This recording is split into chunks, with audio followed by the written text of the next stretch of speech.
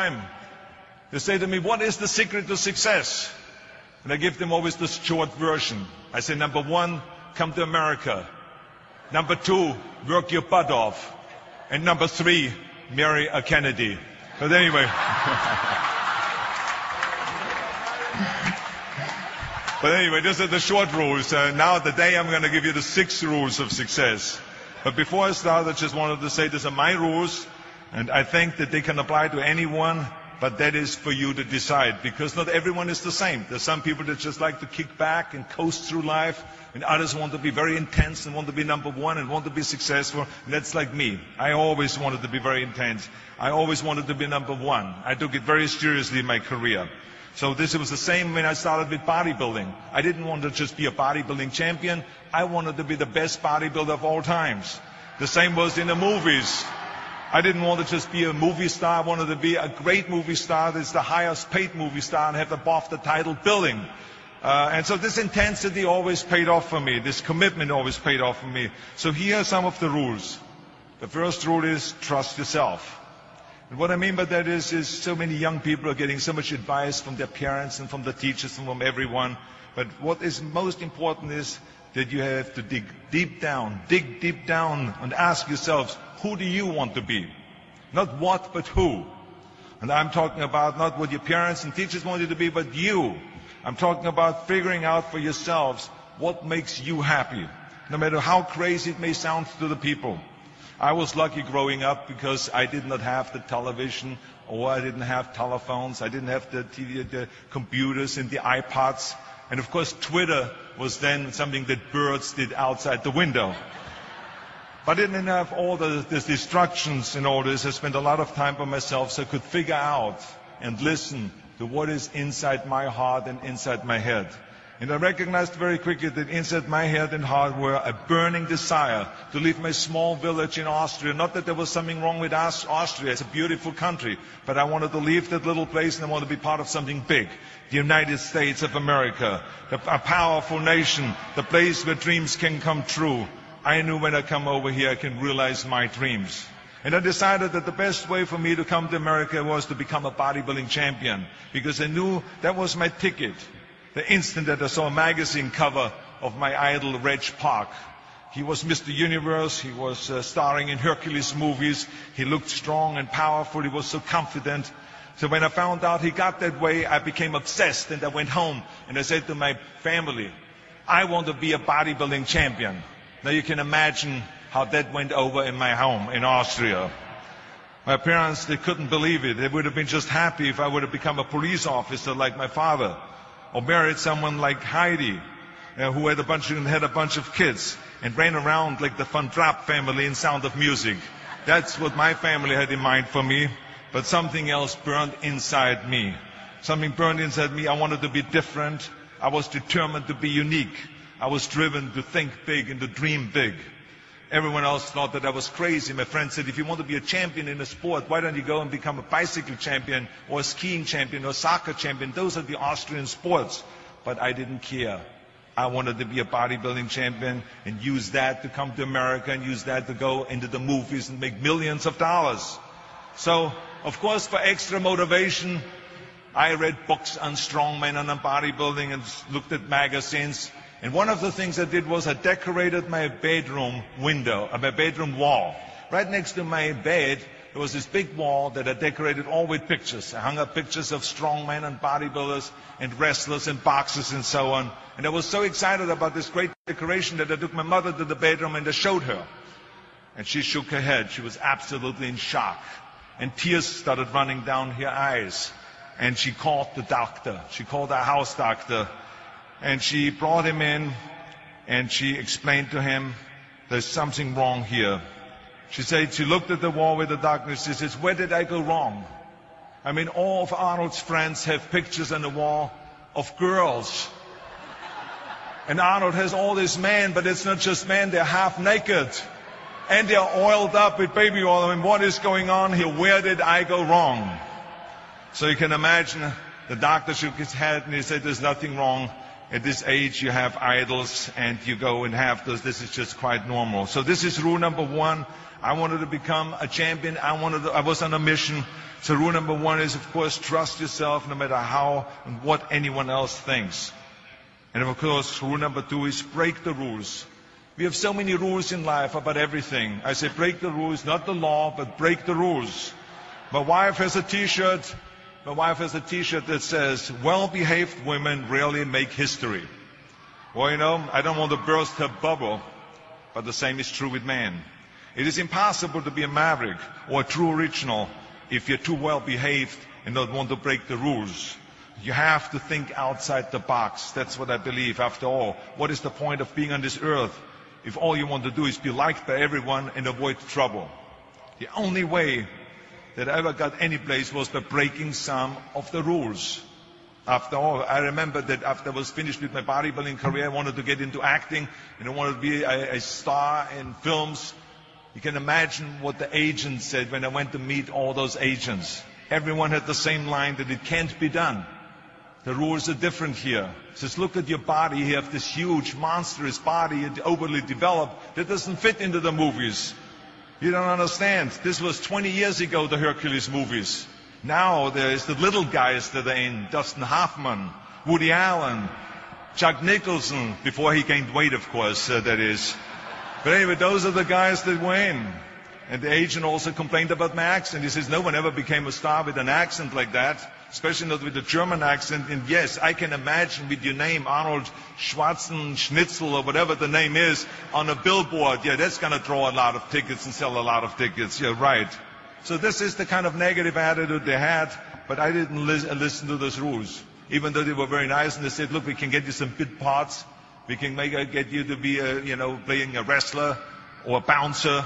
Oh, maybe with your German accent, we can get you to be a Nazi officer in Hogan's Heroes or something like that. But, I didn't listen to all this. These were their rules, not my rules. I was convinced I could do it, that if I worked as hard as I did in bodybuilding, 5 hours a day, and I started getting to work, I started taking acting classes, took English classes, took speech classes, dialogue classes, accent removal classes I even took. I remember running around, a fine wine grows on a vine. You see, because Germans had difficulties with the F and the W and the V. So fine wine grows on a vine. I know what some of you now say is, I hope that Arnold got his money back. But let me tell you something. I had a good time doing those things and it really helped me. And finally, I broke through. And I started getting the first parts in TV, Streets of San Francisco. Lucille Ball hired me. I made Pumping Iron, Stay Hungry. And then I got the big break in Conan the Barbarian. And there the director said, if we wouldn't have Schwarzenegger, we would have to build one. Now think about that. And then when I did Terminator, I'll be back. Became one of the most famous lines in a movie history, all because of my crazy accent. Now think about it. The things that the agent said will be totally a detriment and will be impossible for me to get a job. All of a sudden became an asset for me. All of those things, my accent, my body and everything. So it just shows you never listen to that you can't do something. And you have to work your way up. Of course, run for something else first. I mean, it was the same when I ran for governor. The same lines that you have to work your way up, it can't be done. And then, of course, I ran for governor, and the rest, of course, is history. They said you have to start with a small job as mayor, and then as assemblyman, and then as lieutenant governor, and then as governor. And they said, that's the way it works in a political career. I said, I'm not interested in a political career. I want to be a public servant. I want to fix California's problems and bring people together and bring the parties together. So, like I said, I decided to run. I didn't pay attention to the rules, and I made it, and the rest is history. Which, of course, brings me to rule number 3. Don't be afraid to fail.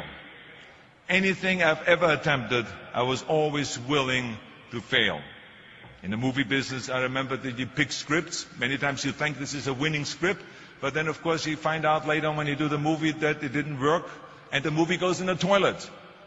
Now, we have seen my movies, Red Sonja, Hercules in New York, Last Action Heroes. Those movies went in the toilet. But that's okay, because then at the same time I made movies like Terminator and Conan and True Lies and Predator and Twins that went through the roof. So you can't always win, but don't be afraid of making decisions.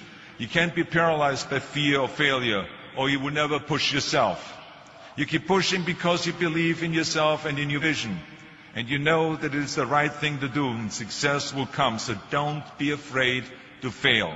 Which brings me to rule number 4, which is don't listen to the naysayers. I mean, how many times have you heard that you can't do this and you can't do that and it has never been done before? Just imagine if Bill Gates had quit when people said it can't be done. I hear this all the time. As a matter of fact, I love it when someone says that no one has ever done this before, because then when I do it, that means that I'm the first one that has done it. So pay no attention to the people that say it can't be done. I remember my mother-in-law, Eunice Kennedy Shriver, when she started Special Olympics in 1968, people said that it would not work. The experts, the doctors that specialized in mental disabilities and mental retardation said it can't be done. You can't bring people out of the institution. You can't make them participate in sports, in jumping, in swimming, and in running. They will hurt themselves. They will hurt each other. They will drown in the pool. Well, let me tell you something. Now, 40 years later, Special Olympics is one of the greatest organizations in 164 countries, dedicated to people with mental disabilities and with intellectual challenge. And she did not take no for an answer. And the same is when you look at Barack Obama. I mean, imagine if he would have listened. If he would have listened to the naysayers, he would have never run for president. People said it couldn't be done, that he couldn't get elected, that he couldn't beat Hillary Clinton, that he would never win the general election.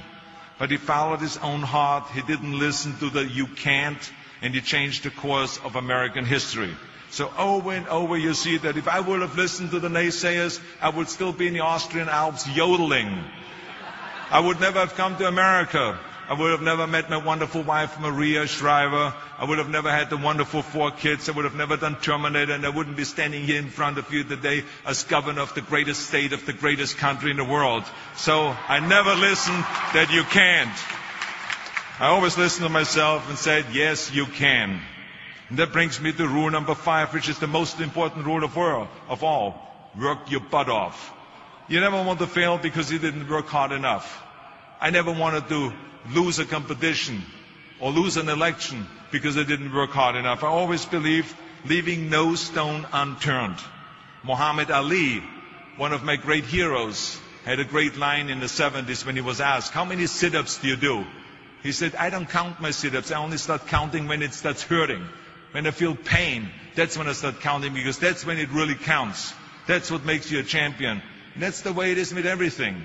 No pain, no gain. So many of those lessons that I apply in life, I've learned from sports, let me tell you, and especially that one. And let me tell you, it is important to have fun in life, of course, but when you're out there partying, horsing around, someone out there at the same time is working hard. Someone is getting smarter and someone is winning. Just remember that. Now, if you want to coast through life, don't pay any attention to any of those rules. But if you want to win, there's absolutely no way around hard work. None of my rules, by the way, of success will work unless you do. I've always figured out that there's 24 hours a day. You sleep 6 hours, and you have 18 hours left. Now, I know there's some of you out there now and says, well, wait a minute, I sleep 8 hours or 9 hours. Well, then just sleep faster, I would recommend. Because you only need to sleep 6 hours, then you have 18 hours left, and there's a lot of things you can accomplish. As a matter of fact, Ted Turner used to say always, early to bed, early to rise, work like hell, and advertise. And of course, all you know, you know already those things, because otherwise you wouldn't be sitting here today.